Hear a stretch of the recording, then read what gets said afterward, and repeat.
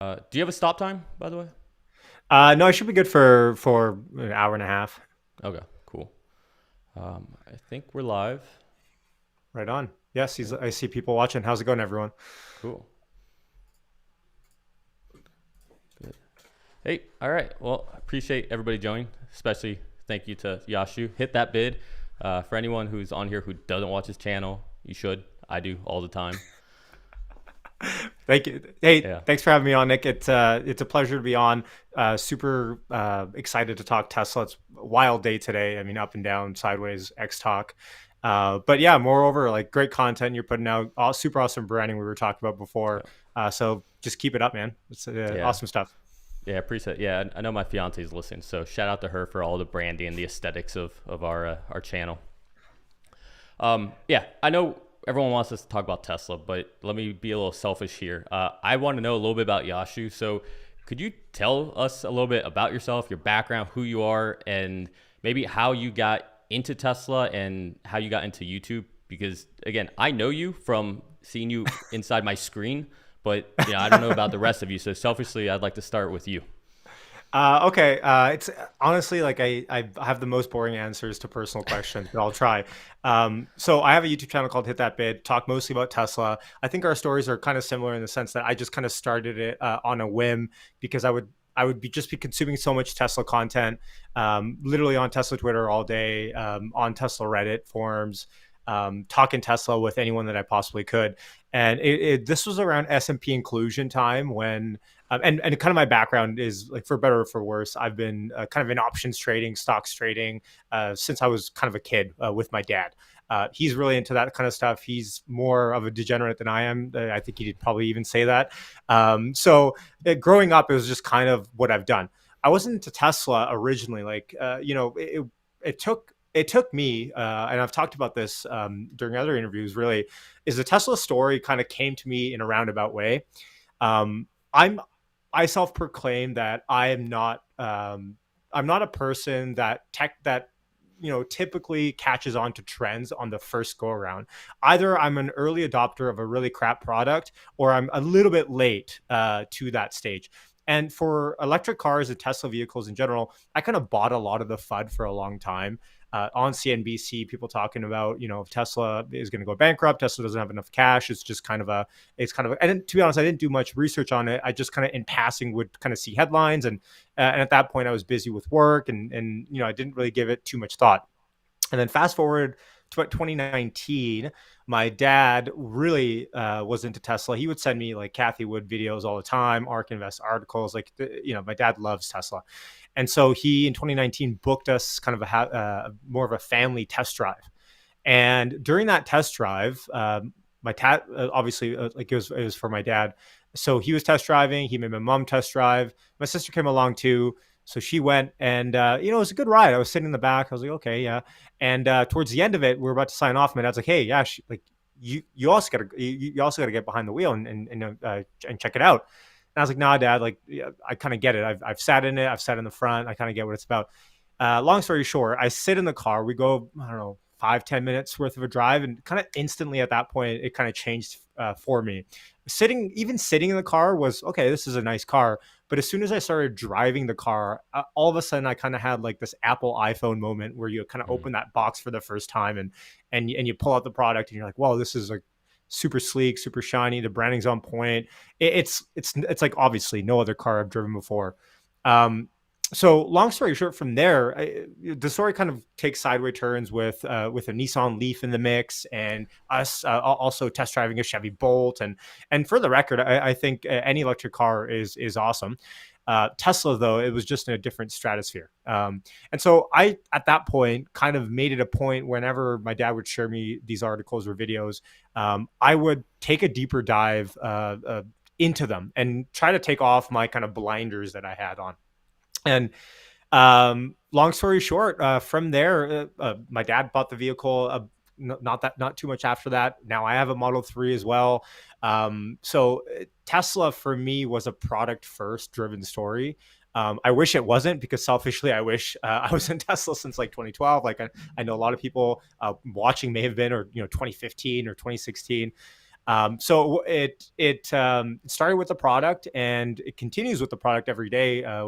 Driving around, all the updates that I get. It's just whenever I talk with any of my friends about Tesla, I try to stay away from the stock talk, and I try to stick on the product because I really think that's where it starts for a lot of people, and it can. You don't really have to do too much work. Just let them drive the thing.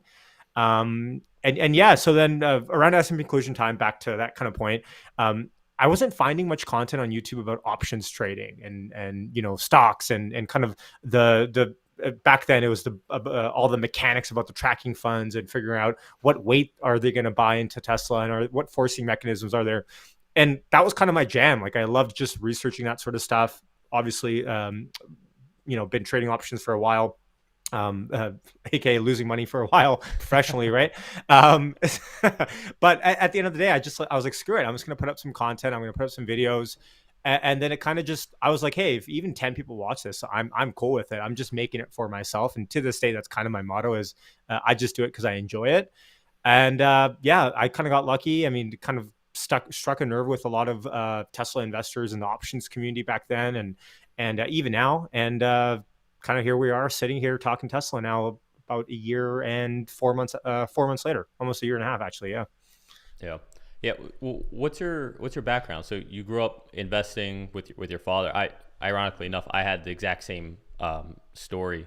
My stepfather is the one that got me into investing.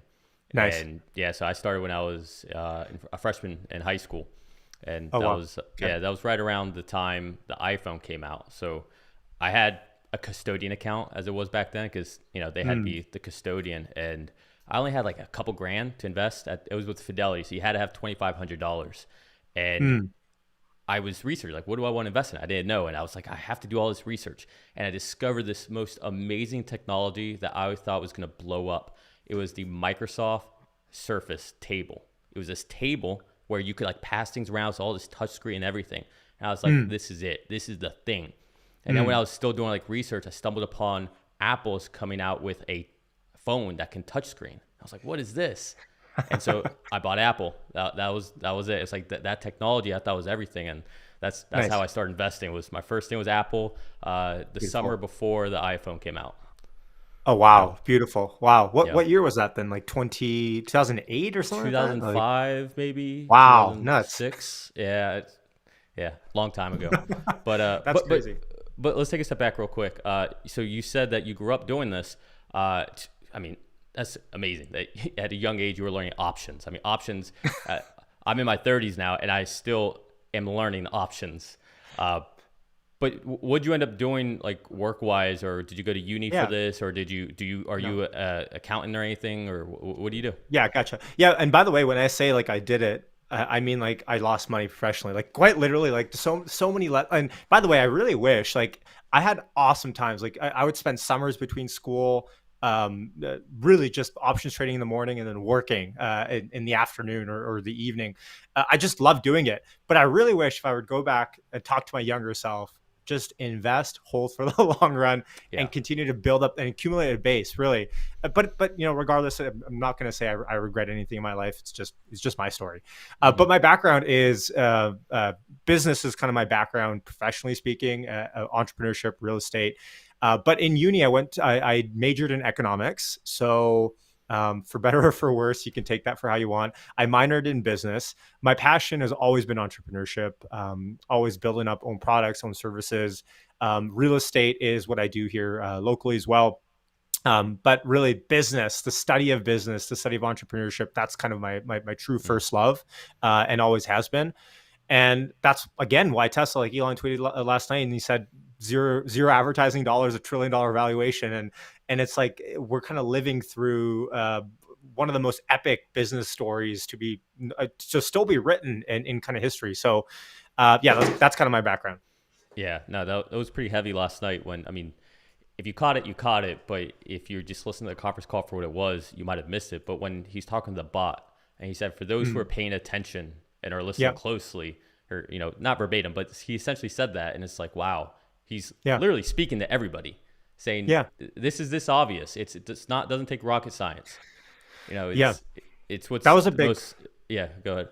that was a big point for me. I still don't know how to fully, and I guess no one does, how to fully value something like that, like the Tesla or the Tesla bot, and take that into a typical corporate MBA style DCF or valuation or MPV. Like, but I guess that's kind of the lure of Elon, is that he takes these intangible things like any entrepreneur does and makes them tangible in the world, and he does it at this scale that's just mesmerizing to see, honestly. Yeah. So Yeah, I mean, yeah, everything he touches just seems to turn to gold. But um, speaking of Elon, which I'm sure we'll do much more of, I'm mhm. assuming you saw the recent tweets that came out about Company X. Yes, I did. I don't really know what to make of it. And I guess, do you want to run people down as to what it is Yeah, before we go into yeah. it? Let me share my screen real quick. So here's pretty much the headline. You can see here Gary Black retweeting it from Bloomberg. It's behind a paywall, so keep that in mind. But Musk forms X Holding after hints at a parent company for Tesla SpaceX. And so essentially, this is a holding company, obviously, that would be used to take all, Starlink, Boring Company, SpaceX, Tesla, obviously, everything that's a Musk company, and put it under one umbrella. And so Hmm. there's a lot of implications for what this means. It could be good, it could be bad.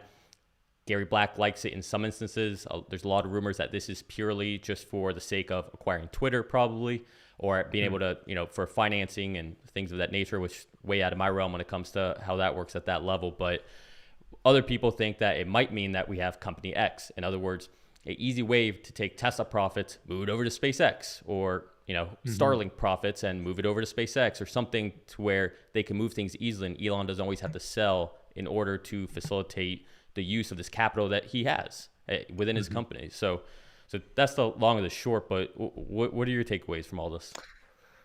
So much to take away from so little. I mean, quite honestly, Yeah. the news is not much. It's not very groundbreaking. I think we know Elon was kind of flirting with the idea already.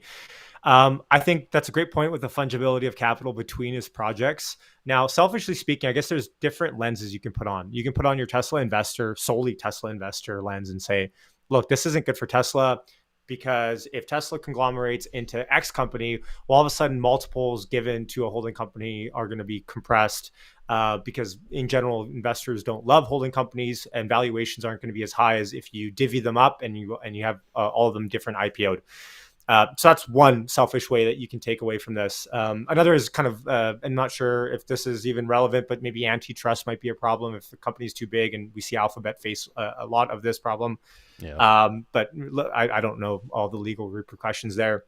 But I guess if you put on like a Elon glass, like a Elon pair of glasses for a second, and you just look at it from that perspective, I mean, this could be. I'm not sure if this is even valid. This X News, but this could be the most consequential company of the century, of more than centuries. Like the X holding company that has Tesla, Boring, SpaceX, Starlink, Neuralink, all maybe Twitter, like all of the different fundamental aspects of society that are, let's say, in 100 years in a utopian world that we may live in, where we can fly to, life can be multiplanetary. That could be super consequential. And forget about the stock of the decade is kind of what people are calling Tesla. Hmm. That's like the company of the century, right? And I don't know what the validity there is of the news. I personally think, whatever I think, I'm probably four steps behind Elon, anyways. Like, obviously, whatever he does with consequence, or with kind of knowing the consequences of what the reaction will be, and then how to kind of sidestep it. So I'm curious to see what happens. I don't know if I'll get an answer anytime soon, which may just be famous last words. But I'd love to get your take. Like, what do you think about it? Yeah, I think there's so the first big obstacle I see. So I'll just give a little background if you don't know. So my background is in mechanical electrical engineering. My degree is in marine engineering. If you don't know what marine engineering, it's essentially a discipline where you have to be mechanical, electrical, hydraulics. You have to be able to troubleshoot anything. You have to be able to work on a lathe, on welding machine. I mean, essentially the whole gamut of engineering falls into marine engineering. But Gotcha. because of that, I was a very specialized engineer. And I was working for several companies. I want to keep that private, but I did get an offer from SpaceX. It never worked out because I didn't want to move to Hawthorne at the time. So I never accepted the position. But one thing that I did learn going through that process is there is a requirement to be a U.S. citizen with SpaceX. Right. And so with that, the whole X holding company, this kind of, I feel like is it's an issue for X holding company in order to create it. So with SpaceX and hiring, having to be U.S. nationals, or I don't know if there's something else that can be allowed, but I know that's something that would have to be dealt with. Now, as far as all the naysayers with company X, I'm kind of in the Dave Lee camp, where I'm kind of a fan of the idea selfishly because I want a piece of SpaceX. I want to be able to invest into SpaceX. And I think so many people want to invest in SpaceX that it doesn't really matter if it is viewed as this conglomerate. I mean, it's worked out for Berkshire, hasn't it? So, it's not always going to be a situation where we're going to lose value. I mean, I think there's such pent up demand for SpaceX. I mean, even Gali from Hyperchain says he owns in SpaceX, but he doesn't really know if he actually owns in SpaceX. It's like, it's just so murky with all of it. At least with a holding company, you own a piece of that holding company. Therefore, you own a piece of SpaceX. So selfishly, I think it'd be amazing, but I can see the other side. And I get, people like Gary Black saying, the more we have it, disassociated or disaggregated, the better, the more value. So I can see both sides. So I think either way, I'd be able to find the silver lining and, be happy with whatever they do. Yeah, that's fair. I think the X holding company is not a move that'll pay off in the short term. It's not, but when does Elon ever think in the short term, really, right? Yeah. So, if we're talking decades long in terms of a move, again, I think the big issue there is antitrust and getting around like limiting factors. We know Elon hates public companies for the reason of all the regulation and how hard it can be for, big companies, public companies, to make moves that like private companies, like no one would sneeze at because you own the private company. It's your company. So as soon as it's public, obviously there's public shareholders now. So I wonder if you talk about Elon wanting to take on less responsibility and kind of shy away and focus in on SpaceX, I think this may be kind of, and unless he brings people on board or kind of recruits people or promotes people within, it might be a lot of work on his end to actually manage a holding company this big. But I guess you can make the argument he's already kind of doing it, minus the public part. So, yeah. He also just got done doing, I forget where he said it. I think it was on the TED Talk. He just got done saying that, holding company is just, it doesn't make a lot of sense, really. And if you think about it, he's talked a lot about Starlink IPOing, when it would IPO. Just a lot of the signs tell you that he wouldn't. And this is only happening on the back of him trying to acquire Twitter. So I don't really to your point, I don't think any of this is really groundbreaking news or anything or that significant, but it does make a good tweet. Yeah, for sure. So I do have my juju here. So I actually got a lot of juju here. So, You know what? I think you out jujued me today because I literally ate, and I have it on the other side of the house, but I'm not going to go run and get it. But I ate all of my juju in the office yesterday on the Mega stream. I think I had like 600 calories worth of oranges yesterday. It was it was ridiculous. But you win today. Damn it! I feel stupid now. I forgot. Well, that explains a lot. I mean, now I know why we sold off today. It had nothing to do with the Fed. It had nothing to do with that. This was purely running out of juju. So everyone learn your lessons here. It happens. Get the juju intake higher, folks. So what are your thoughts on the reaction today from the stock? So pretty nuts of a day. I mean, pretty much high of day was 1090, was it? High of day today, and or 1092. And then low of day was 996, pretty much $100 move, whatever way you shake it. I'm not, I'm kind of surprised at the reaction that we got. I mean, mind you, volume was 35 million. So it was a pretty decent amount of volume today too. I don't know how much of the downside that was happening today was on the X news or the Fed. Obviously still finished green today. So, there's no problem with that over $1,000. So good to see that. But that's just Tesla for you, right? I mean, some days we see the opposite. Some days Tesla will go down for the first half an hour, and we'll think it'll be one of those 5% down days. And the next thing you know, Tesla finishes 8% up for the day. So I guess you got to take the good with the bad. But that being said, I looked at my EV watch list today, and almost every auto company was red today, except Tesla. Of course, Tesla was up 3%. So relatively speaking, a strong day for Tesla. Could have been a lot stronger for sure, but let's say how the 3-day rule affects because earnings were just killer. Yeah, that 3-day rule is a real thing too. I mean, it doesn't seem to fail. It's funny. I tuned into your live stream yesterday. I think around 3 p.m. Yeah, around 3. Yeah, I had to run to something else, but I caught a little bit, and you were talking about I don't know. You're just talking about the next day, and who knows how Tesla's going to do today. And it's funny. What I was thinking is, every time I think Tesla's going to act a certain way, it does the exact opposite. No matter what, it doesn't fail, right? It's like the last earnings, Q4, beautiful quarter, absolutely immaculate quarter. I thought everything Elon said on there was brilliant. I got off that thinking, wow, this is groundbreaking. This is revolutionary. Everything he's saying, the fact that he said Optimus is their main focus, I was like, oh my goodness, they're seeing things internally we don't see. Like, this is huge. And oh my goodness, Wall Street beat them up on that. Complete opposite. This time, going into it, we had Shanghai's down. Margin compression, everyone was expecting because of Berlin and Shanghai.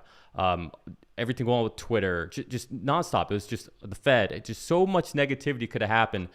And instead, they deliver this brilliant quarter. Elon is on good behavior, which I want to talk a little bit about that in a second. And then here we are with this beautiful rally today. Sold off a little bit because of the Fed, in my opinion, but it's just unpredictable. It is. There's especially earnings. Like Tesla really doesn't run post earnings the day after often. I mean, most times if you look at the graph, Tesla on the day after, which kind of have a nothing burger day, if not like flat, maybe red a little bit. So I mean, even to be honest, like even being up 3.2% today, I still consider that a win. I know in context it doesn't feel like a win considering where we were.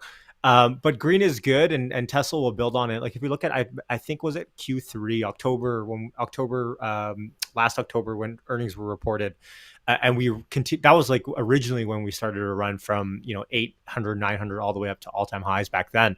So the margin compression I think is a story that's going to happen next earnings call.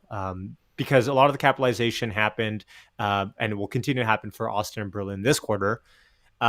But again, I mean, Tesla 26.7% or something like that, EBITDA margin, 19.2% operating margin, like unreal unit economics, right? Yeah. I saw some FUD today about people talking about, oh, this is just accounting and then, shifting things around. But that's just the way that's just a signal that your earnings were that good that people don't believe it.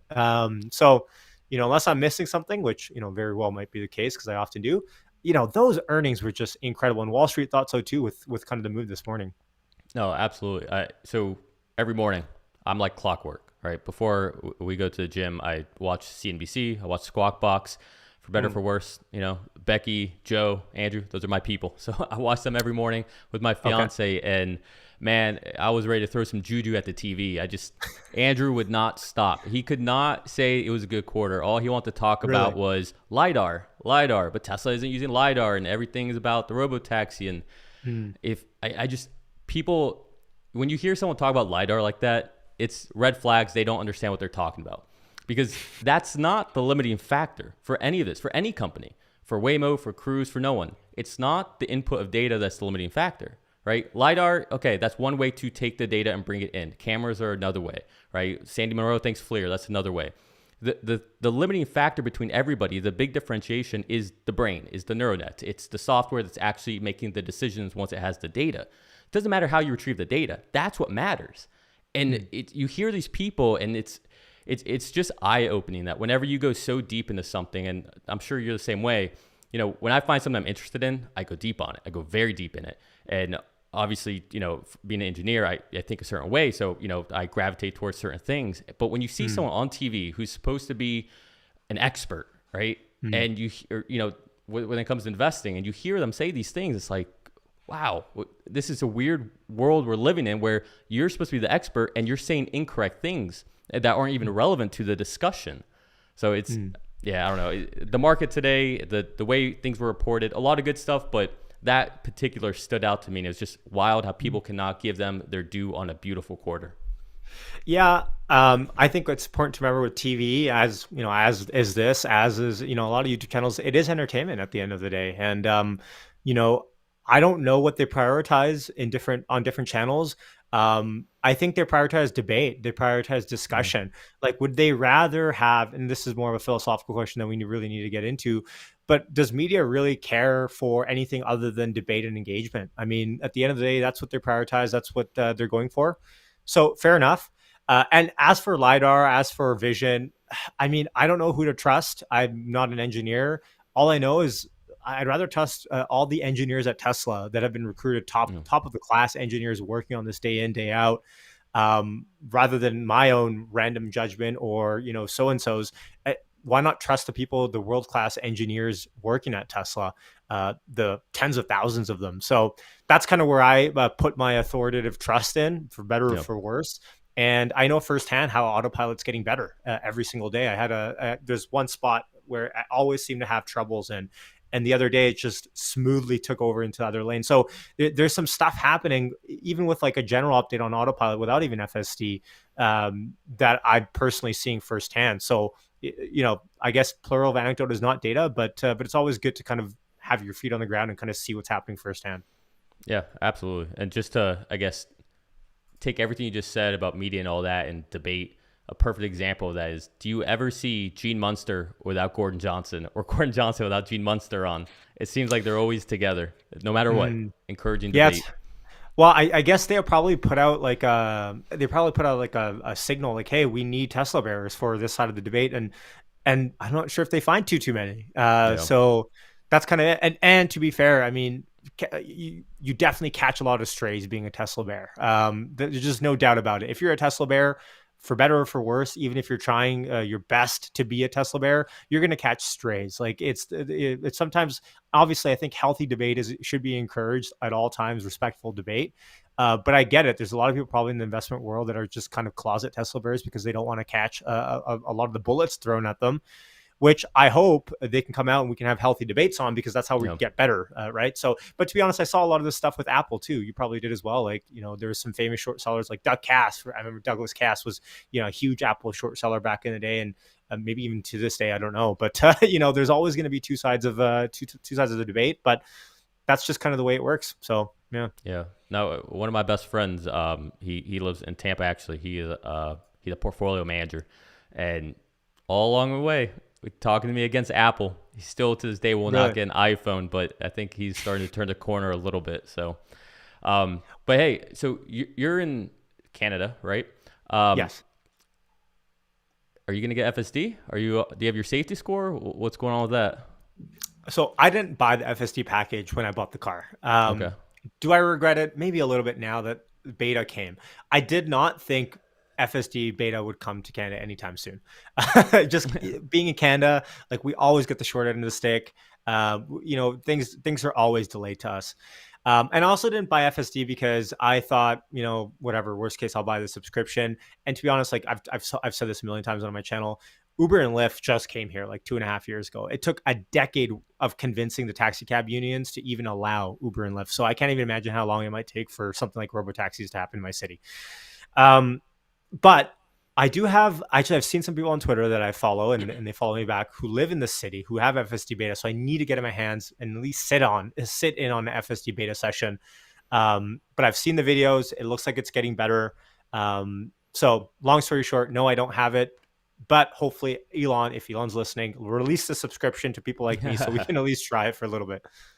Yeah, I also have not been in FSD beta or used it or anything. I'm waiting. I have this individual I know who lives here in St. Pete, who's a Tesla employee, and they Oh, yeah. offered to take me, but I Oh, don't yeah. want to press too much because they just had a newborn child, so they're just dealing with all that right now. So it's like, whenever you're Gotcha. ready, I'm down no matter what. I don't care what time it is, midnight, I'll go.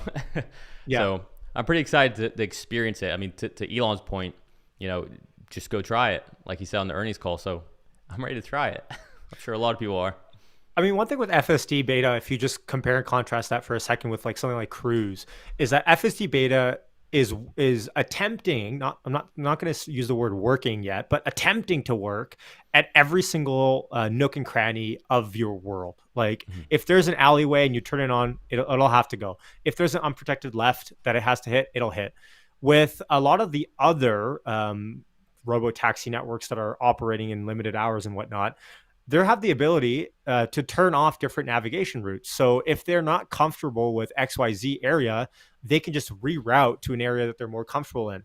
Tesla hasn't taken that step to limit a lot of their software. So when you talk about like disengagements per mile that people want to compare and whatnot, it's not apples to apples even in that respect.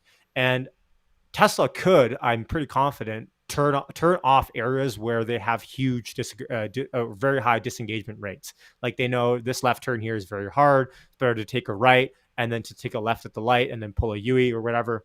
So they can pull these mechanisms, I think, still to make FSD. And again, this is me, admittedly uneducated talking about it, but I just think to myself, this is Tesla just letting it free roam and Yeah. saying, go where you want to go. We want as many miles anywhere, and we'll take the interventions if they have, or disengagements if they have to happen.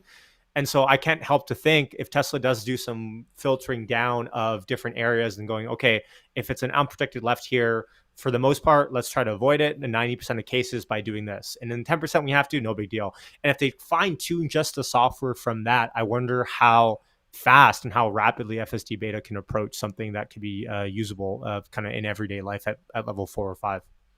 Yeah, I mean, based on what I've been seeing, and obviously this is, take this with a very big grain of salt because this is so filtered through a screen and someone else is actually experiencing real life. But the biggest thing that they have to work on is just the vector space, right?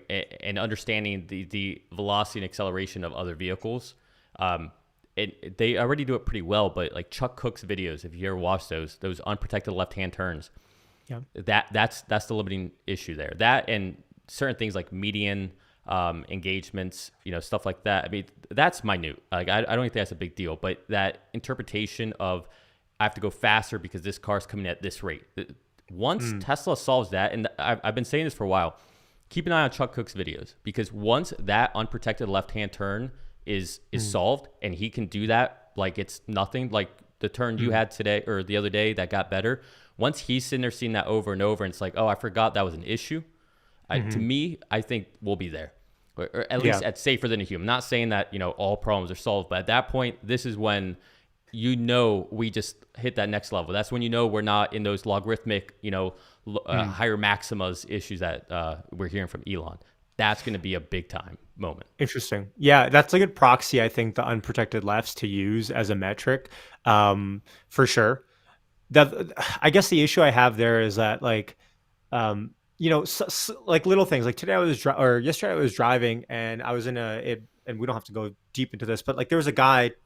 Sometimes you do that little dance in like the inroads where you go on the side and someone goes past you, and he's like waving me through, and I'm like, no, you go, and like we're having like this kind of like conversation almost like just by using our hands and kind of lipping, and I'm like thinking, if FSD beta is here, how do you have that interaction? Do you see that guy wave me through? Like, do you flash? Like, little things like that I think are kind of the march of the nines are still not yet to be solved because I don't know, but yet to be answered, at least for me, on kind of how those little things would work. But I've heard people talk about that, and to me, those are the things that are going to be easy for them to solve. Like just like parking lots and things like that. I just don't think they're wasting a lot of cycles on that, just because they know those are the easier problems. I mean, they don't even need real world data on people waving. I mean, they can simulate things like that, or they can take a handful. I mean, right? They can query all of the examples they have in their data and use that, incorporate that into the simulator, and that's it, right? I mean, they can iterate on that. That's a lot different than understanding this is coming 60 miles an hour. I have to move at a 20 miles an hour to avoid it, and not just avoid it, but avoid it so they're comfortable and they're not braking, to make sure I get onto this median and avoid the other traffic coming over. Like, that's a lot different than, okay, go. You're right in theory. This is a lot. But like that hand wave, right? I consider that to have so much implicit communication there. Mhm. And yes, the Neuralink, albeit that's the whole point, is that it can read those and kind of interpret them. But there's so many things that we like. For example, okay, this is gonna sound weird. I was passing by someone's house. I was going on a walk. It's kind of late-ish at night, so this person's in their living room and they're playing with their baby. Okay, and take this, don't take this the wrong way. This is funny, No.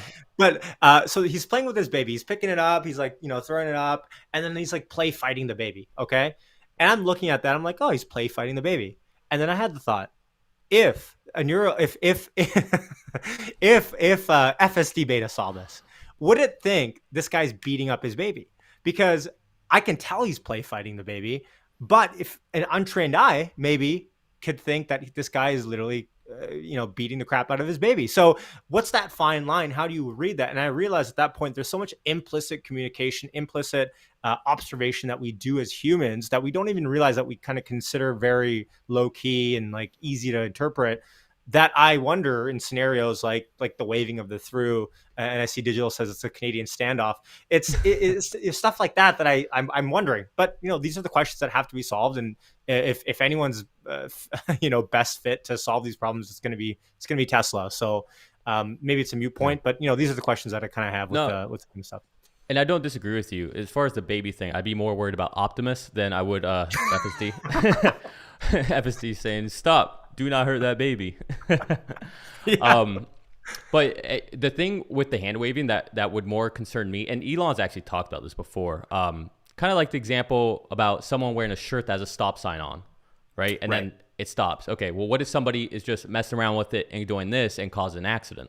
Right. Mm-hmm. That's going to be the hard thing for me, because a lot of times these people, whether it's a cop or someone who's just out there for kids to cross after school, right? I mean, that's the part that to me would be more tricky. It's not so much about how to do something correctly, but how to also not do something, right? The negative space is just as important, right? It's like, I take it back to my fiance always talks about museums like this, how yes, the art piece is important, but it's just as, if not even more important, is the negative space, the emptiness, so that you can get focused to that.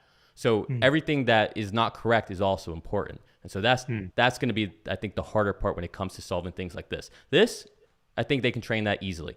It's when is this not something you should react to? That, I think, will be the hard part.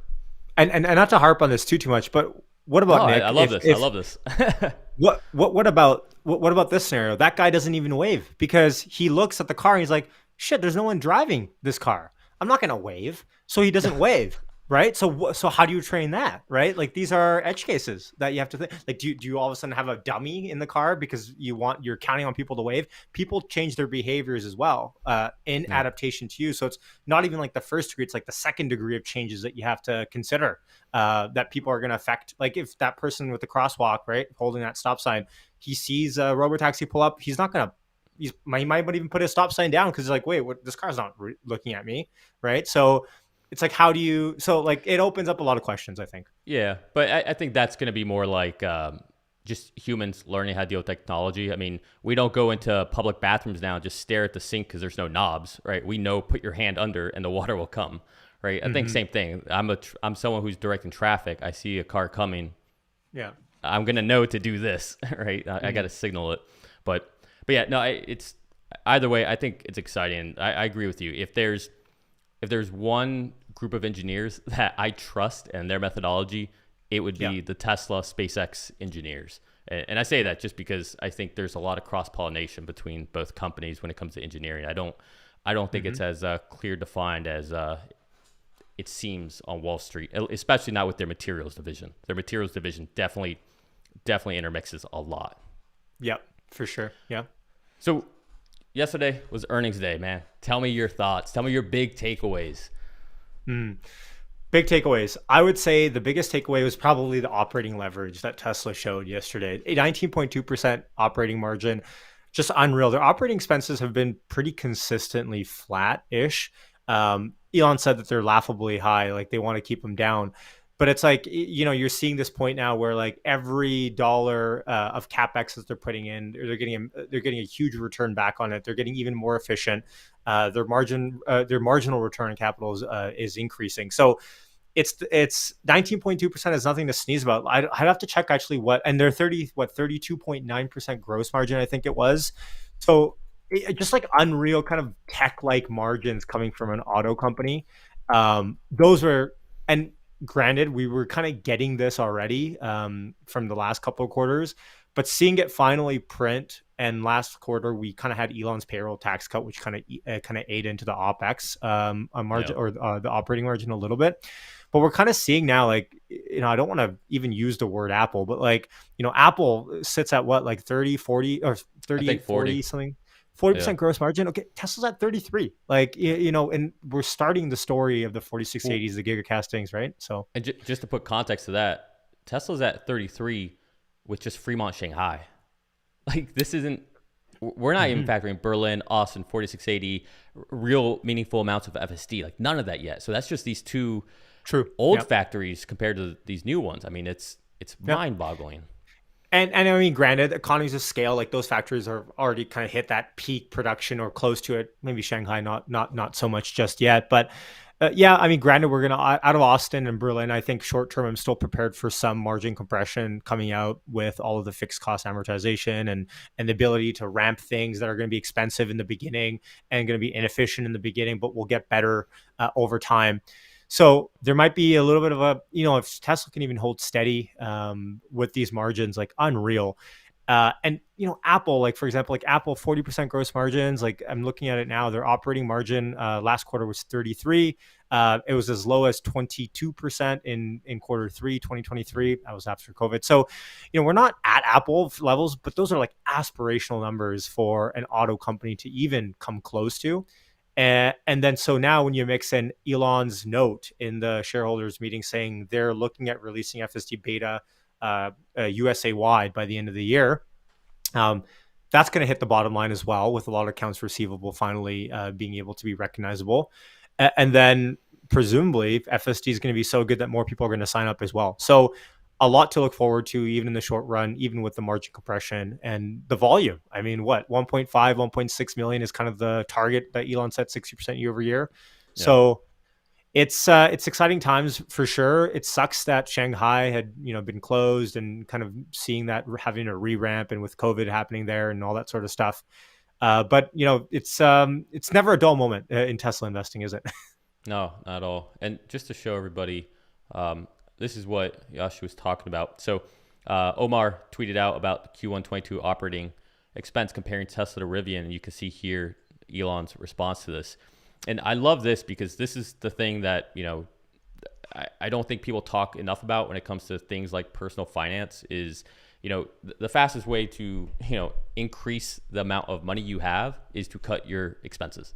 And the fact that this $1 trillion company, the CEO who just had a crazy quarter, is still saying that we're still spending too much, that we need to be leaner, we need to be more efficient. I mean, Mm-hmm. who do you see says that? I mean, maybe Netflix is saying that now. I don't know, but but no one says that.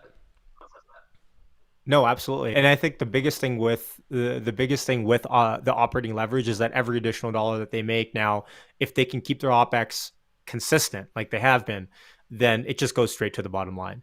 When we talk about software, almost all of that's bottom line. It's like the AWS with Amazon, right? The Amazon Web Services makes up a small portion of their revenue, but a huge portion of their bottom line. Um, and we haven't even talked about Dojo as a service. We haven't even talked about FSD really in the bottom line. And this energy is kind of a side thing, and hopefully it gets better over time. But for now, if energy is just a break-even business that they try to figure out and how they want to maneuver on, yeah, exciting times ahead. Yeah, and energy's. I mean, I know it doesn't look that great right now on the quarterly reports, but energy is growing, and they're about to ramp that up. I think a lot bigger than we expect. So I don't want to go too off topic because I can easily tangent off talking about energy and batteries and electricity. But with regards to this quarter, so one of my biggest takeaways. First of all, I'm so happy that nobody brought up Twitter. Yeah. Thank you to all the Wall Street people who didn't bring it up. I know no one would have asked a question like that on say.com. Yeah. So, but Wall Street, thank you, appreciate it. But did you? I was talking to my best friend last night. He's also a big Tesla investor. I did an interview with him recently. He's a intellectual property attorney at a San Fran. Okay. But something that he also picked up on was, did it seem almost like Elon was intentionally being very careful not to spook the markets or say something that maybe would come off a little, I don't know, Wall Street wouldn't like it essentially. It seemed like Elon was on best behavior for a reason. Um, I would say no. I just think last quarter was kind of a doozy because of the optimist. And to be honest, if he was going to be on his best behavior, he wouldn't have even mentioned Tesla bot, but he did.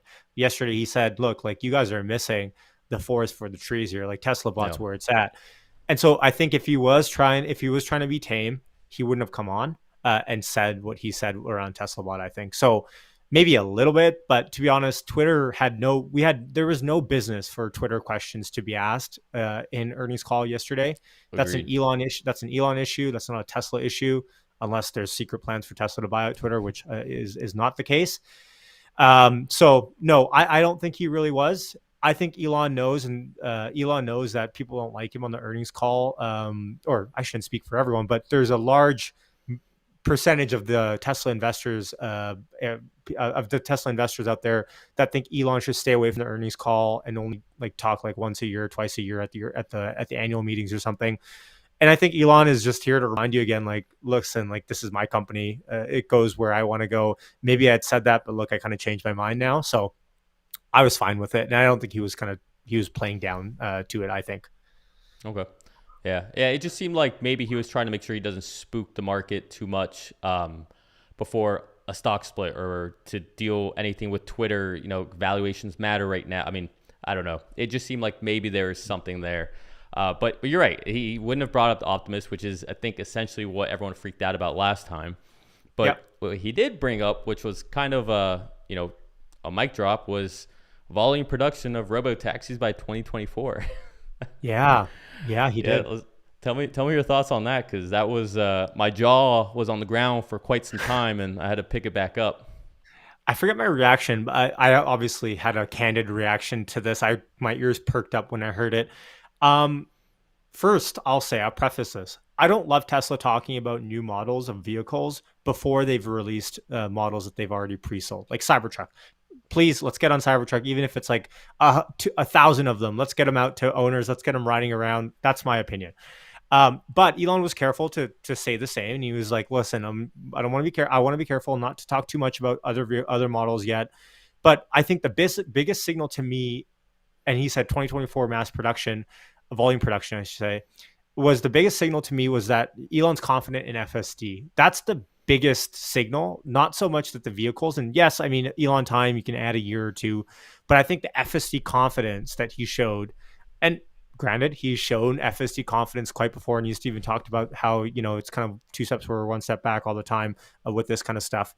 But that was the biggest thing. 2024 is not that far away. Like, if we take Elon at its word, at his word, I called him an it, didn't I? Yeah, He's yeah. just he's a He's an monster. alien.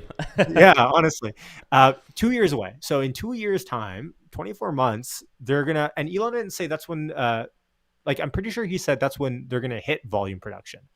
Yeah. And So so they're gonna, they're gonna start what next yeah, year then. So interesting, definitely. Uh, I don't know. I mean, part of me doesn't want to get too hyped on something with timeline with Elon, which I think is fair, but it's exciting nonetheless. Even if it takes till 2026 or 2027 for that to happen, like those unit economics are going to get nutty, as Elon likes to say. So yeah. I felt the same way. The only thing that, so I heard him say that, I digested it, and today something I was thinking about was, is this a potential risk moving forward? Because Elon essentially just put his hand down, right? He said, this is what's going to be. And now people are going to hold him to it. mm, So if this doesn't happen in 2024, mm, forget about volume production. If it just doesn't happen at all in 2024, if FSD, if it's those local maximas again, he's stuck on a logarithmic curve, right? He's not seeing the exponential improvements he wants. It's just log after log. Then what? Then what happens? Does the stock get hit? Or is FSD just not really priced into it right now and everything's okay because the EV business is still solid and they're making their way to 20 million vehicles? That's a big question. Yeah, I think FSD. Well, okay, so there's kind of two answers to this. It's not a boycott of the question, but No, one, no. I don't think FSD is priced in the general sense, and I'll talk about why I think. But also, that's not to say if FSD was canceled tomorrow, the stock wouldn't take a hit. So it's hard to kind of disentangle those because it sounds mutually exclusive. But what I think is the auto business itself, even if you take 4.55 million vehicles sold in 2025 at a 20% operating margin, let's say, or 20% EBITDA, whatever you want to call it, you discount that back 8 or 9%, you can still get to 14, 15, $1,600 a share, just based on the unit economics of the car business, which I think are only going to get better. Now, of course, that's assuming that Tesla can hit scales with EVs that no one in history would have ever thought, even 10 years ago, that was possible. That they can continue to do it at the margin that they're doing it, which I'm going to think it's going to be higher than they're doing it Yeah. now. So, these are assumptions that I'm making in that projection. So I don't think so. But now the weird thing with FSD is almost a weird thing, and I forget where we were having this discussion, but if FSD is solved tomorrow, let's say level 5 robotaxi is solved tomorrow, software update goes out to all Tesla owners. Hey, there's a new app. Now you can start renting your car out at night. Okay. That almost kills my projections on unit deliveries, because how do unit economic, or how does consumer behavior change in the next 5 years if robotaxis get released? Do people buy as many cars in 10 years time if there's robotaxis around at half the cost that it takes for public transport? So maybe, maybe not. So but the upside there is, if that's true, like we're talking multiples of the car business, like, nothing even remotely close to where we can get at. So it's kind of a shift. It's almost like you can't have both at scale. Like, can you see a world where Tesla selling 20 million cars a year and also operating robotaxi fleets everywhere? I guess maybe there's going to be kind of some cannibalism on either way of that. Obviously, robotaxis are going to make you much more money. So I'm not sure how. And there's questions around, okay, will Tesla just want to buy all their vehicles themselves and then rent them out themselves and make money and be an operator of the fleet? Or will they not care and just sell them out and let the free market be operators? Like, there's a lot of questions as to how that would work. But the bigger upside there is FSD, 100%. Like, FSD changes the game in so many respects. Logistics is one big one. Truck drivers, like, there's a lot of truck drivers here locally that, tell me about all their rides of like 10, 15 hours with their driving straight, falling asleep, having pit stops. Like, you talk about convoy situations or logistics, like it's just a game changer in so many respects, FSD is. So does the stock get hit if robotaxis don't come out in 2024? I don't think it's priced in at that point yet. It's kind of like where Tesla bought is, I think, almost like people are like, okay, we'll kind of believe it when we get closer to kind of modeling and pricing it out and seeing where it's at. But until then, we'll kind of just like kind of discount it of quite a bit for Elon time. But as we get closer, if like they come out with a deck and they say, we're going to start pre-selling these guys and this is what the price is and this is how it's going to look, at that point, I think the stock starts going up. Then I would think it's a lot more priced in at that point. Yeah, I honestly, I completely agree with you. I do not think it's priced in at all. I think the best advantage Tesla has right now when it comes to FSD is that everybody still thinks that Elon is, doing something on the side recreationally, that it's not going to happen, that he's just this con artist, the next Nikola when it comes to FSD. People just don't believe it. And I even know people who own Teslas and they aren't even aware of what FSD is, which blows my mind. Right? It's Really? like, Wow. how? Oh yeah, it's funny. There's several people. It's like they're just absolutely. They're like, oh, I just want an electric car. It looked nice. I'm like, okay, well, hey, it's a good reason to buy one. But yeah, it's wild to me. But I agree with you. I don't think it's priced in at all. I think the fact that so many people, analysts, Wall Street, everyone don't believe in it, they don't price it in. The stock price would easily be 2,000 to 3,000, I think, right now if they actually believed in it. But Yeah. that's great. That's great. I mean, I think that protects us a little bit. But you can tell I'm starting to see a little bit of the narrative change. I mean, it started today from people like just people on CNBC, Philibert, all of them. I can feel a change in the words they're using, how they're talking about it. They're not making it sound like something that is going to be in 2030. It seems like they're starting to believe it. And what's even more interesting, I thought, was Cathie Wood's ARK Invest. They came out with their report, the new report. And last Yeah. year, their bear case was it doesn't happen at all.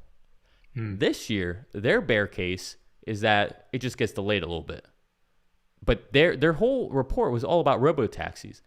And Yeah. then here's Elon talking about robo taxis, production volume, all that stuff. So it almost seems like ARK Invest really has a direct connection to Tesla somehow, and they know something somewhere, because that just seems a Hmm. little weird. The timing of that, it's I mean, maybe I want to be a conspiracy theorist here, but it just seems really odd how parallel those two were. Well, there's no doubt that they have the ear of Tesla management, and they definitely get. I'm not saying like inside information, but like they definitely are familiar with the engineers that work there, probably a lot more than us. Well, maybe not you because you live like pretty much right next to them.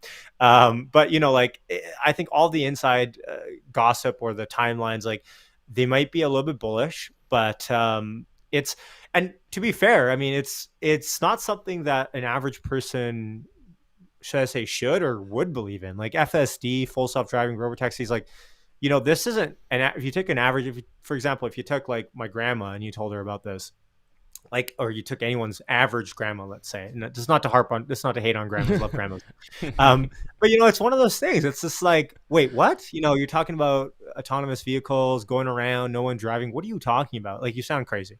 And so, to be fair, that's kind of where the discount comes in. It's like, okay, we'll see it when we believe it, type of scenario.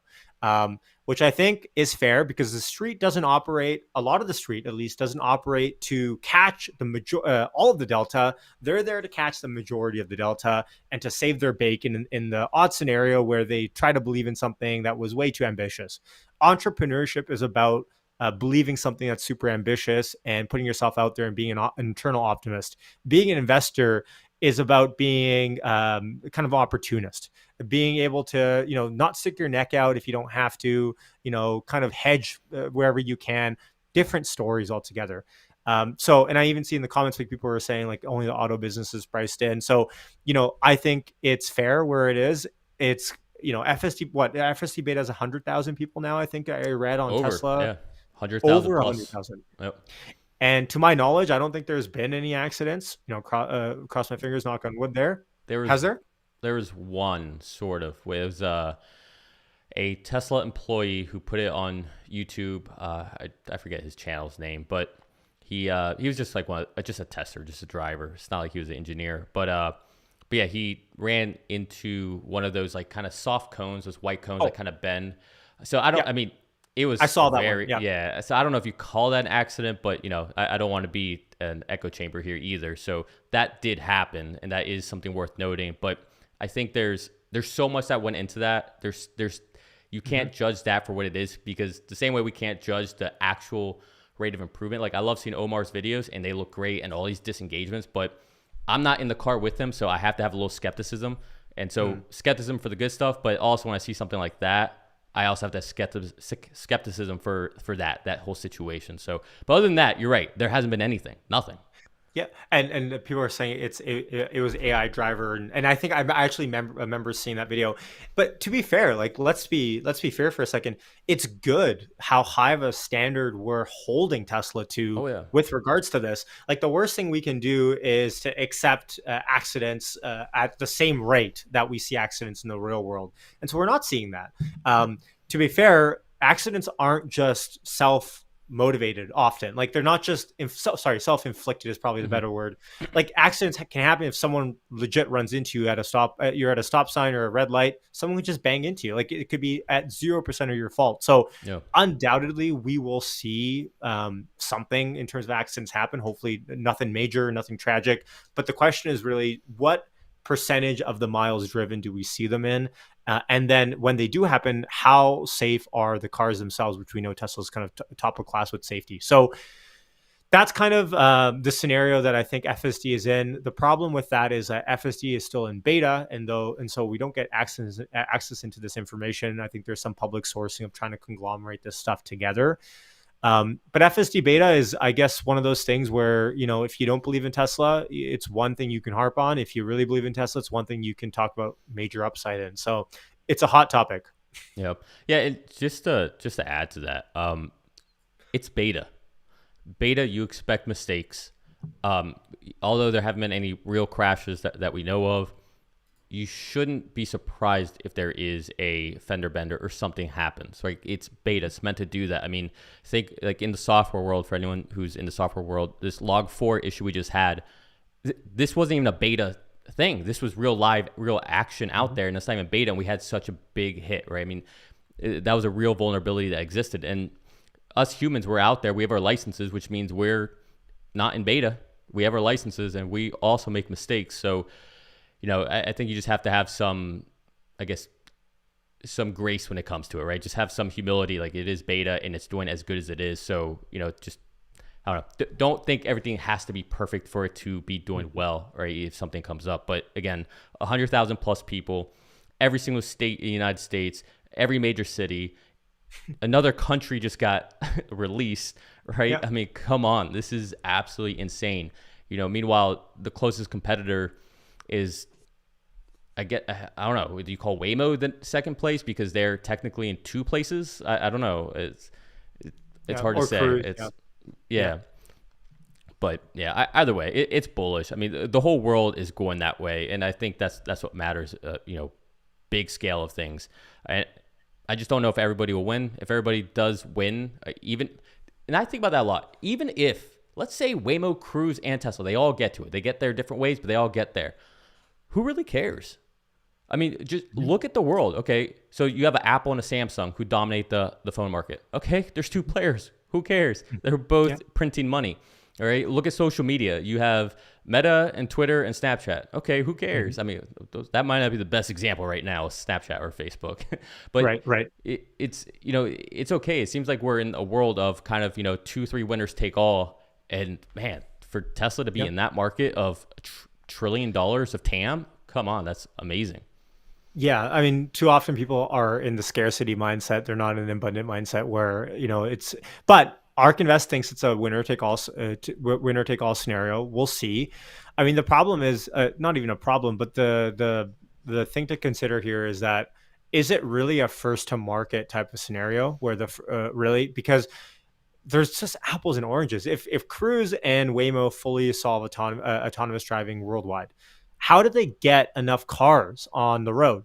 Well, that's a huge another question. Oh, who's going to pay for those? Who's going to buy those? If Tesla solves full self-driving, they turn it on a software update to anyone, right? And so they already have the infrastructure out there. It's like a sleeping giant, right? Yeah. And whether you believe in it or not, even it's hard to argue against that point. If Cruise and Waymo solve it, how do they expand to 10 million cars worldwide? How do they do it? What's the rollout plan there? Who's going to pay for those cars? Who's going to buy them? Or will fleet, like, if Tesla does it, Tesla has what, 2 million, 3 million cars outstanding or something like that now at this point. Well, maybe less than 3. So, if they have that many cars ready to go, and I guess, mind you, some of those are going to be hardware 1, hardware 2. So you need to have hardware 2.5 or up, right? So, that narrows it down a little bit, but it's just a software update at that point. So that's the real conversation, I think, over who solves it. Yeah, you know it's even crazier to think, going back to the earnings, Tesla is doing 30 plus auto gross margins with all of the gear for full self-driving in it on top of that, right? The dual computers, all the cameras, all that's in there as well. Meanwhile, every other car company that can barely hit 7 to 10% auto gross margins, they don't have anything.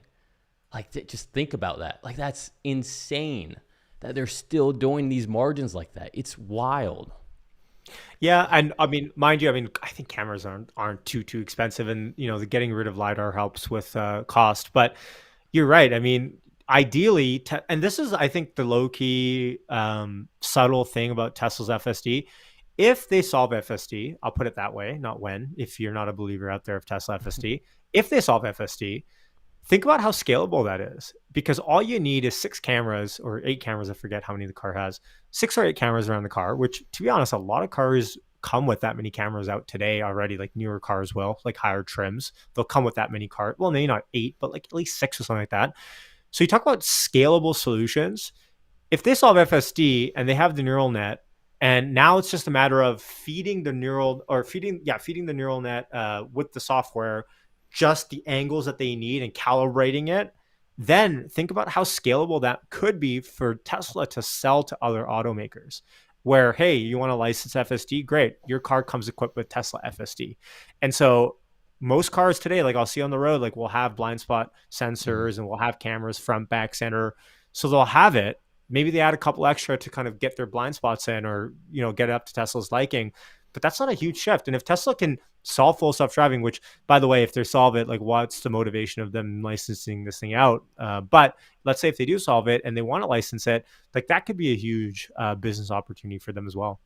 Yep. I mean, I would say there could be a very big motive to license it out, and it's to dominate the market, right? I mean, why waste money on the vehicle itself? You can license it out. I mean, imagine Volkswagen, Ford, GM. If you license it out to all of them, well, guess what? Nobody's going to care about Waymo, Cruise, or anything else. So that's it. Game over. You have a monopoly on it. So that could be one reason. Let's say they did go down that route. What do you think would be the first OEM to reach out to Tesla and be like, hey guys, yeah, we'll take you up on that offer? 100% Volkswagen. Herbert 100% agree. Yeah. Yeah. Herbert Diess. I was going to say something inappropriate. Herbert Diess loves Elon. Okay. Like this guy low key loves Elon. You can tell. Elon loves him too, I think, pretty low key because he tried to hire him as CEO 4 years ago or something. So I think there's something there. And the fact that Herbert Diess is not liked by a lot of the Volkswagen shareholders, and I think was it the board that tried voting him out or something like that a couple of months ago, like that shows you that he's trying to push electrification more than they like. So he's keeping them uncomfortable. So I think it's probably Volkswagen. Yeah, no, I agree. Hey man, we're getting about hour and a half, so or a little over. So I want to be respectful of your time, but I did have a couple topics I just want to touch on real quick. You talk a lot about options.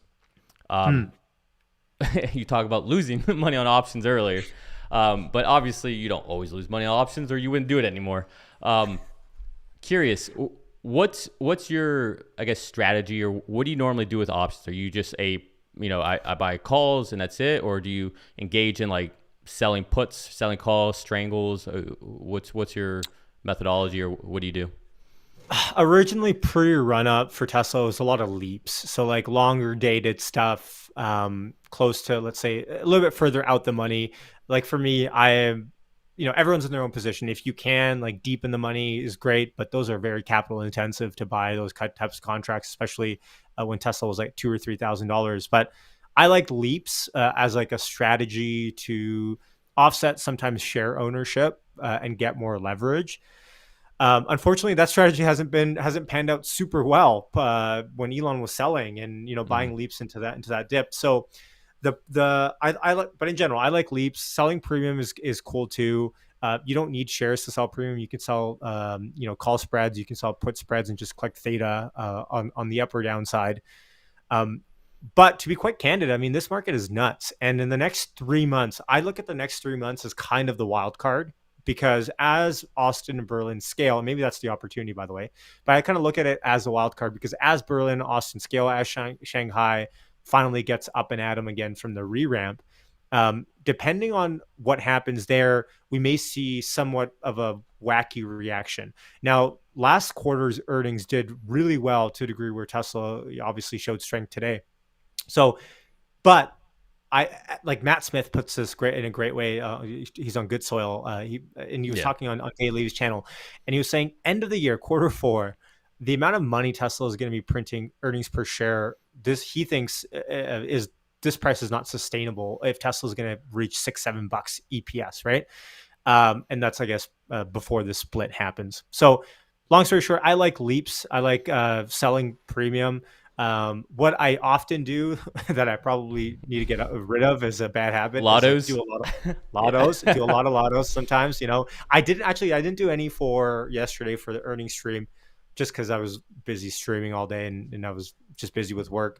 But you know what? Options are fun. Options are good. Play with the money that you can afford to lose, especially if you're doing lottos. 100% if you're doing lottos. With leaps, have a rolling mechanism in place, like like I like to roll them, like say 2 or 3 months before expiration, roll them out if you have to, and then realize that at the end of the day, options decay over time. So you want to know that if stock goes flat for 2 months, like you're going to be decaying on that. So There's a lot of things you can do with options. That's partly why I love them, because you can bet in any direction, up, down, and even sideways, right? With theta decay. So that's why options are good. Options though will take up a lot of your time if you're not doing leaps, if you're doing shorter term stuff. So if you're busy with work, I do not recommend doing options trading actively. And for the last 2 months, luckily, I've been really busy with work where I don't even have to. I can't even look at my options stuff. So I've been a lot less active with options in the last little bit. But hopefully, if opportunity presents and whatever happens and stock continues to dip or whatever it might be, hopefully we get more opportunities to buy back in. Who knows? Yeah, yeah. I'm kind of in some of a similar boat as you. I on my channel I preach all about long term investing. I mean, if you just think about the long term, none of the stuff happening today matters. I mean, I always tell people you should be aware of it, you should follow it, because you need to know where your position is at all times, because you never know what could happen. But yeah, long term, I love leaps. I've got several long dated call options. I have fallen in love with selling puts. Just Okay. Yeah. it's almost I love not having to worry about theta. I don't want to worry about time decay. I'd rather be on the other side of that. And the fact that I can sell them somewhat deep in the money, right? I tend to do, at least like a standard deviation away from where the stock is. And yeah, it's been something I've enjoyed. And I kind of like being short the puts. I like being short the shorters, all right? Short the Tesla shorters. Yeah, just be careful with out the money puts when you're shorting those suckers, because sometimes what can happen if you get like a reverse squeeze where you get like the stock crashing a lot, those out the monies don't pay you too much, and those can inflate massively. And then depending on your margin situation, it can get Yeah. a little tough. But if you buy them with the knowledge that, hey, worst case, I'll just buy out these shares, no big deal. Yeah, I mean, selling puts in a bull market is great for sure. Yeah, I will say January I was sweating a little bit. It's like, all right, we're getting a little too close for comfort here, but luckily everything panned out with regards to that. But yeah, Yeah. I always get a kick. It seems like every Friday you're like, oh man, I need to close out any option contracts. Like, Yeah. No, well, I mean, that's the thing with Tesla and Elon, is that like any day, anything can happen. Today yeah, is a good example of that. Not only stock price action wise, but like Elon wise. Elon can wake up and have a tweet storm about something random and it will affect the markets.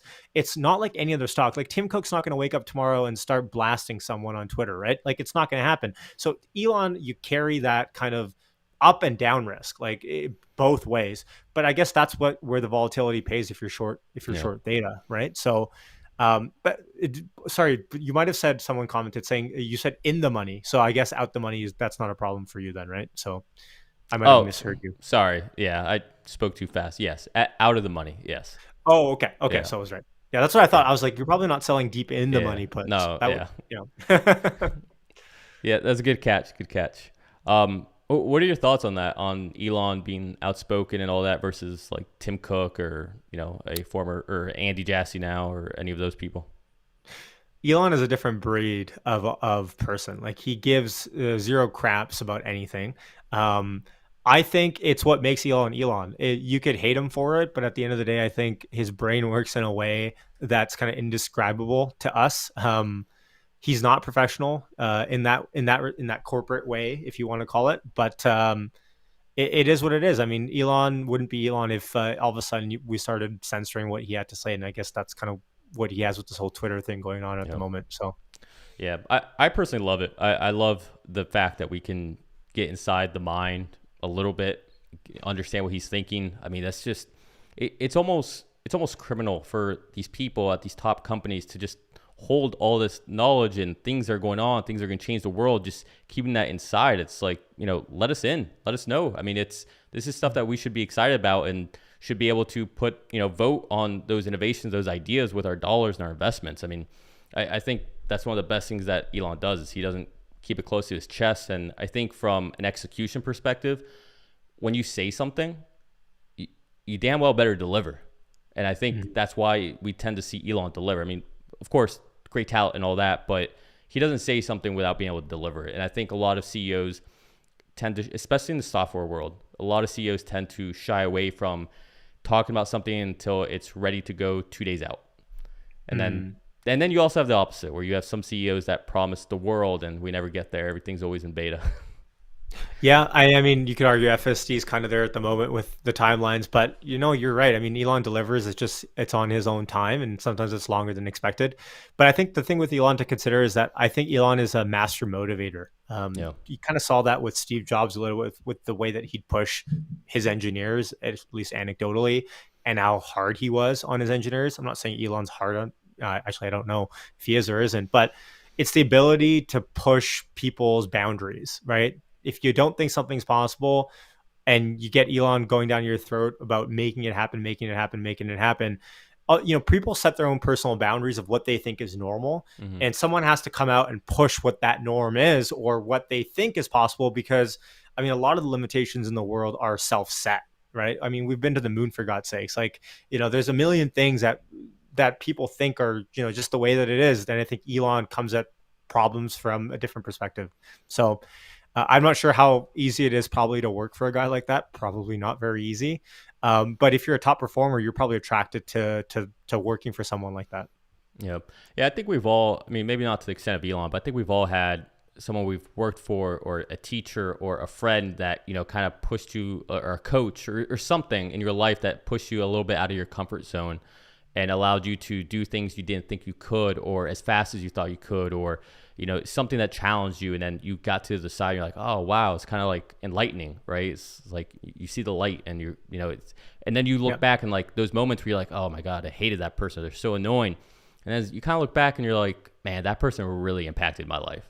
And sometimes I like to think that's how Steve Jobs was, or that's how Elon was, that they know that you can do it, and all they're doing is pushing you to do it. And sometimes you need that.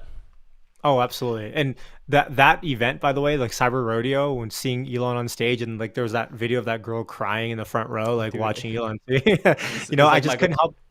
Yeah, it was like Michael Jackson, right? Someone said it's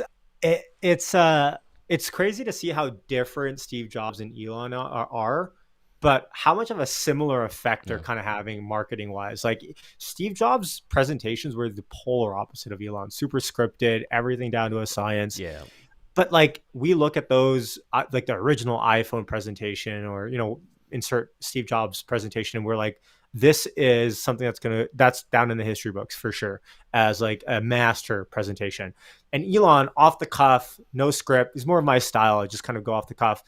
But like, and messing up, like with the Cybertruck getting its glass smashed, right? Like hiccups happen, but the effect is almost similar. Like it's weird that you can come at it from totally different ends of the spectrum, but have the same result effect. Like Tesla is not just a car company; it's a movement of what's happening. Yep.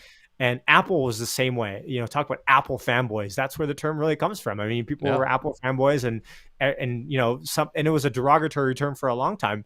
At this point, I mean, 60% of the world is an Apple fanboy, right? So like, it's funny. Maybe 10 years we'll laugh on those kind of terms and talk about the similarities between the two. But it is early. And to be fair, I mean, Apple was consequential to get where we are today. But I think Tesla is just an order of magnitude, to borrow an Elon term, just higher in terms of impact to humanity. Oh, I could not agree more. Absolutely. It's funny. You talk about how similar they are. These last couple weeks, I feel like you are my Canadian West Coast version of me, my doppelganger. Nice. Let me give you some examples here. Cyber Rodeo. You thought about going, but you didn't go because you had a wedding. Cyber Rodeo. I thought about going. I didn't go because I had a wedding. Really? Yeah, really. Wow. I made a video that was uploading, and as it was uploading, I was watching your live stream, and you made a comment about those girls. It seemed like he had Michael Jackson vibes. In my video that was uploading, I literally talked about this. I clipped the whole thing. I was like, this is Michael Jackson, like this exact scene. I said Michael Jackson, Justin Bieber, so it was weird. And then on Tuesday, you went to a hockey game. I went to a hockey game. I'm like, what is happening here? Yeah, Lightning. Tampa Bay Lightning. Oh, hate the Lightning. Okay. Hey, all right. Yeah, see, we can't end like that. They lost. Does that make you feel better? No. I mean, they got a bunch of good Canadian kids. Stamkos Point, whatever. It's fine. I'm just jealous as a Canucks fan. That's all. No, that's fair enough. Yeah, but no, it's funny. Interesting. It's That's yeah. funny. And you're wearing the baseball cap. I wear the baseball cap all the time. Your hair, like Oh, your flow game is a lot better than it, mine. I So I got to work yeah. on that. Yeah, this is yeah, well, we might have different genetics. Yeah, luckily I still Maybe, have all maybe. my hair. Yeah, well, you can Nice. grow this. I can't. Luckily I still have all my hair, but I said a little while ago, like, all right, I'm in my 30s now. I don't know if I'm gonna look like my father and just. I mean, mind you, he was bald when he was like 22, but just in case, I want to grow my hair out once, at least once in my life, in case I never get to again. So, That's so fair. that's That's that's fair. the impetus behind this. It's a lot of Gotcha. people tell me like, oh, you gotta cut your hair. Or I'll pull it back to be like, oh, you look so good with your haircut, and then the next video it's Mm, like it's down. I'm like, sorry, yeah. didn't cut my hair yet. I had So, yeah, I had that phase, believe it or not. My hair was down to my shoulders oh, in uni. get out of So here. yeah, I did it for the same reason. I was like, I got to do it now before, aging takes over. So I've been through that. I may do it again. I just don't think I looked very good with long hair. But then again, who cares, right? You're doing it for yourself. So Yeah, yeah. Although I will say, I feel like I look older with long hair, but really, okay. yeah, I don't know. Maybe it's just me. Hmm. It's You a look lot of pretty young. upkeep. You look pretty young, dude. Oh, Yeah, maybe. Yeah. Yeah. appreciate Well, that. obviously you work out, you take care of yourself. So yeah, I wouldn't have guessed you're in your 30s. I would have guessed you're in your 20s for sure. Oh, it's all right. Some people tell me I'm 12 years old on here. Yeah, it's funny. The when I first started this, one of the first comments I got. It's funny. I get, and I feel like you're the same way. I mean, it's one of the reasons I really want to talk to you today is because you're such a positive person, right? And I feel like a Mm, lot of Tesla people are. I mean, like other YouTubers, you see like Gally, Rob, Dave. I mean, everybody's just so positive, and I think mm, that's infectious. And so that's one of the reasons I want to have you on here. But in my comments, I see nothing but positivity, just so much positivity.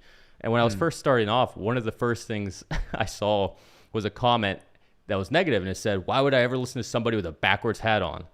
And for mm. some reason, despite all the beautiful comments I had, that one kind of Yeah. like struck a little bit. It's like, oh man, like that kind of hurt. I don't even know who you are. And for some reason, that impacted me. And Yeah.